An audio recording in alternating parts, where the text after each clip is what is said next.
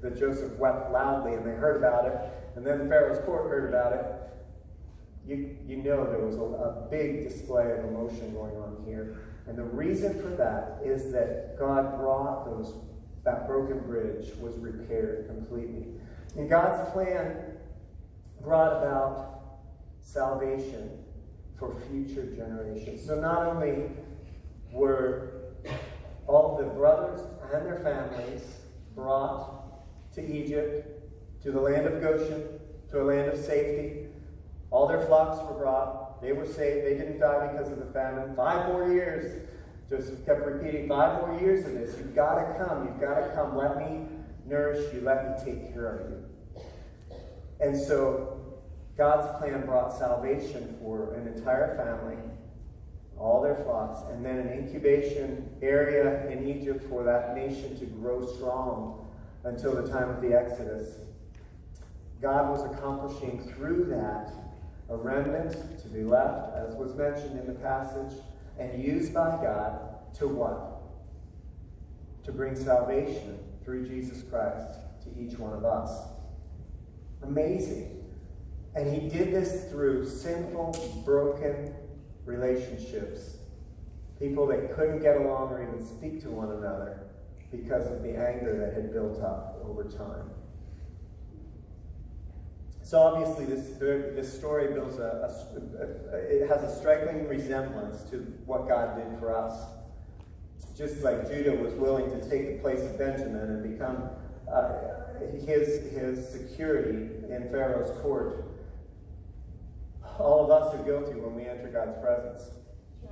You know, if we were to step into God's presence right now, knowing all that we know about what we've done, we would be speechless. We would be horrified. We would be scared to death. We wouldn't be able to answer a question he asked, and he would have to go through this process. Say, remember Jesus. Remember what I did. Remember how all those sins have been removed. They're ancient history. I don't hold that against you. We hold it against ourselves, though. And so we're still scared to be in his presence. But God reassures us, and he takes time to say, even while we were yet sinners, Christ died for us. He who knew no sin became sin for us. And he stepped in. And he paid the payment entirely. And then he says, come close. That's highlighted more than once. When Joseph first revealed himself, he said, come near to me, please. And then later on, the distance is reduced once again as he embraces them.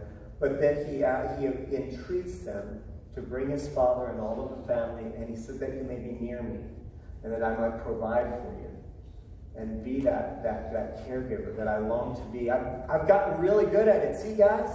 I'm providing food for a whole nation in Egypt. There's no one as powerful as me, except for Pharaoh in this whole land. See what God's done, and I'm good at this. I can provide for your needs too. Come, let me do that. Let me minister. And by the way, I've got a plan. I know the Egyptians, they don't like all the stinky sheep and the herding. That's an abomination to them. Would not go over well if you were in certain areas of this country, but I've got a spot where you can go. There's going to be good grazing. You're going to be fine. I've got a plan. And so he's excited to be able to use what God's built into him to bless others.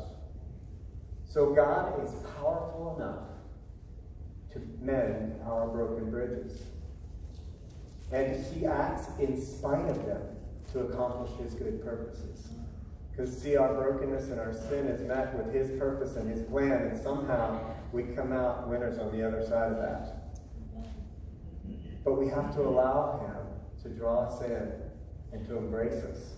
And from that position of full acceptance, then we find a platform to be able to do life and to put the brokenness behind us and to see the beauty of all that he has done. It's like the amazing art pieces that we see made out of what? Recycled materials, right? Amazing. Amazing. Can you think of any of those here in Kokomo? Right. Yeah. Things that have been made into beautiful art for everyone to see and to identify with. But it was once trash. And so we as well can be blessed by God. And He can work. I'm not saying that your situation is easy. I'm not saying that it's fair. I'm not saying that I understand it, because I don't. But I am saying that God is powerful enough and has the ability to make beauty out of it, if you let Him. And so I want you to carry with you today that sanctified imagination as you leave this place. And I'm going to, as I conclude today, I'm going to sing a song that hopefully will spark that imagination, that seeing life in full color. So I'd like our musicians to come if they would. And let God just speak to you, even as I sing, about the things that you've kind of written off. It's never going to change. It's always going to be like that. Monochromatic, black and white. This is just life and it's broken. And open up to the possibility of God changing that and making beauty out of it.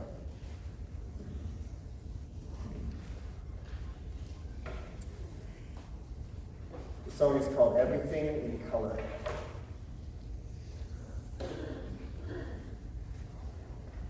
You can put whatever picture up there you want, by the way. Don't let that one distract you.